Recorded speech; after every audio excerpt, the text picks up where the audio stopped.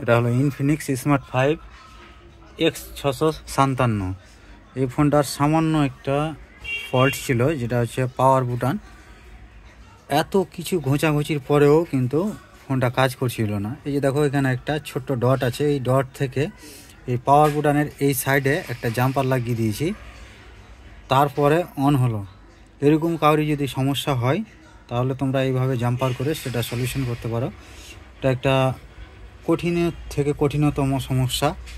এই সমস্যার সমাধান এইভাবে তোমরা করতে পারো। এই যে দেখে নাও, এই যে এখানে ডটটা আছে, এই ডট থেকে এই পাওয়ার বুটানের ওই উপর সাইডে মেরে দেবা, তারপরে অন করবা, ঠিক অন হয়ে যাবে।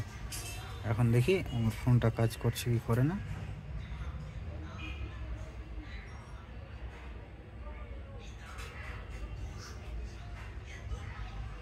এই যে দেখো, আমি চাপলাম, এই দেখো ঠিকঠাক কাজ করছে।